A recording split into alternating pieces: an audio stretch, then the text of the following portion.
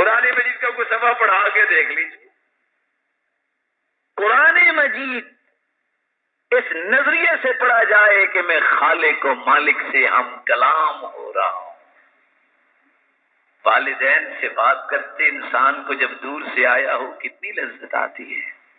اللہ کی کلام کی تلاوت کرتے وقت انسان کو لذت نہ آئے، اس نے قرآن کو پھر پڑھا ہی نہیں ہے. اور میں آپ سے پوچھ لیتا ہوں، شاید آپ کا ذہن قریب ہو جائے، کبھی پاکستان میں بھی دیکھا ہے کہ کسی قاری صاحب نے تراویح میں قرآن پڑھتے پڑھتے رویا ہو؟ کبھی دیکھا ہے؟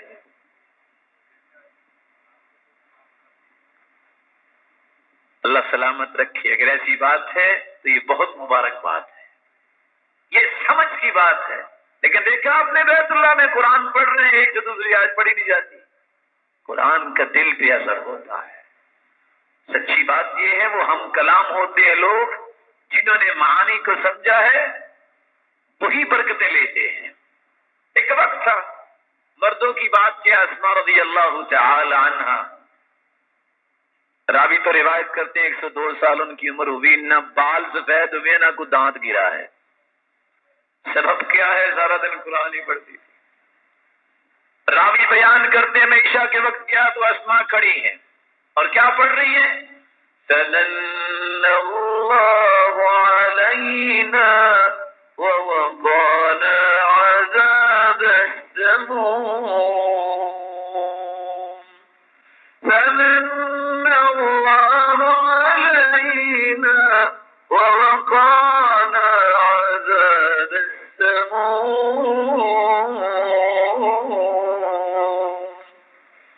میں بازار گیا، بازار سے واپس آیا اور ابھی تک اس آیت کو پڑھ رہی اور روئی جا رہی ہے. اللہ تیرا احسان ہے، تو نے ہمیں آگ سے بچا لیا. ہمیں قرآن پڑھتے وقت خیال ہی نہیں آتا قرآن ہمیں کیا رہا ہے، ہم سے مطالبہ کیا کر رہا ہے. ساری رات ایک آیت میں اللہ کے رسول نے گزاری ہے، إِن تُعَذِّبْهُمْ فَإِنَّهُمْ عِبَادُكَ وَإِن تَغْفِرْ لَهُمْ فَإِنَّكَ أَنتَ الْعَزِيزُ الْحَكِيمُ. اللہ تو عذاب دے گا تو تیرے بندے ہیں، معاف کر دے گا تو اس سے کوئی پوچھنے والا نہیں ہے. ساری رات گزار دی ہے.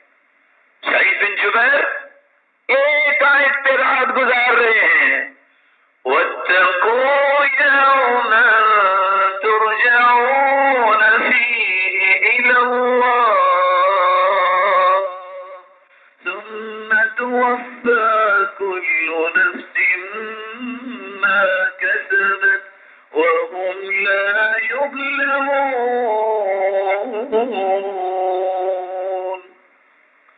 لوگوں اس دن سے ڈر جاؤ جس دن تم نے اللہ کے سامنے جانا ہے، اور جو کچھ تم کر رہے ہو تمہیں پورا پورا بدلہ دیا جائے. آج اس کیفیت کو جب تک ہم پیدا نہیں کرتے کہ قرآن پڑھنے لگ جاؤ تو اس انداز سے پڑھو کہ ہم اللہ سے کلام کر رہے ہیں اور لذت بھی آئے اور اس کے ساتھ انسان کا درجہ بھی بلند ہو جائے. قراءت القرآن بقصد الاستشفاء بھی چوتھا ہدف، قرآن مجید کو شفا لینے کے لیے پڑھو. شفا کیسی؟ روحانی بھی جسمانی بھی. دل کا روگ ہے یا جسم کا روگ ہے؟ دل میں شک شبہ ہے یا دین میں نفرت ہے؟ ہر قسم کی بیماری کا علاج قرآن کے اندر موجود ہے، اور قرآن نے اس بات کا اظہار کیا ہے. وَنُنَزِّلُ مِنَ الْقُرْآنِ مَا هُوَ شِفَاءٌ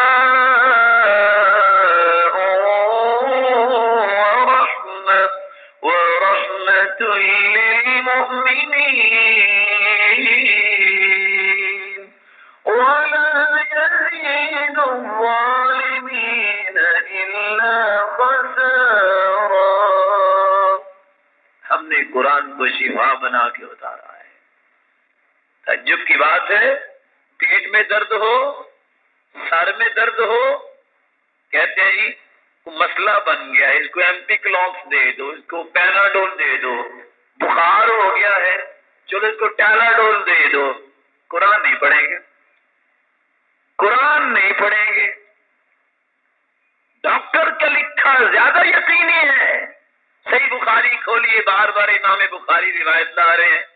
بنی سلیم کے سردار کو بچھو کاٹ گیا، صحابی نے 7 مرتبہ فاتحہ پڑھ کے دم کیا ہے کہ انما نشط من عقال، ایسے وہ درست ہو گیا جیسے گرا باندھی ہوئی تھی کھل گئی. محمد مصطفیٰ کی مقدس زبان نے جو بات کہی ہے اس پہ یقین نہیں ہے، اور ڈاکٹر کی بات پہ یقین ہے. یہ یقین بنانا پڑے گا. اور میں قصہ سنا دوں، اللہ کے رسول نے کہا تھا ماء زمزم لما شرب له، زمزم کا پانی جس نیت سے پیو گے وہ پوری ہو جائے گی.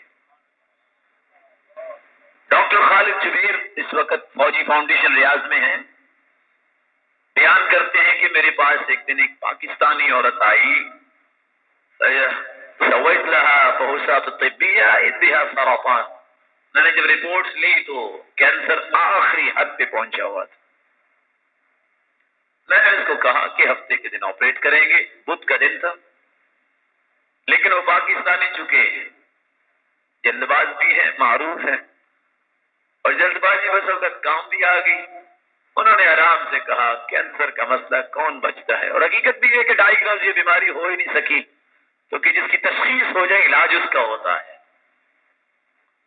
اس نے وہاں سے ٹکٹ لی، ریاض سے جدہ اور جدہ سے مکہ، آرام سے بیت اللہ کے قریب 2 ہفتوں کا مکان جو ہے وہ کرائے پہ لیا، اور اٹھنا زمزم پینا اور جا کے طواف کرنا، زمزم پینا اور طواف کرنا. 2 ہفتوں کے بعد واپس آئے. خالد جبیر بیان کرتے ہیں کہ میرے اسسٹنٹ نے مجھے فون کیا، یا خالد یہ دکتور تعال نیچے آؤ. میں سے کہا کہ وہ پاکستانی عورت آئی ہے. اب اس کو تو نہیں پتا تھا کہ یہ کیسٹ کون سنے گا.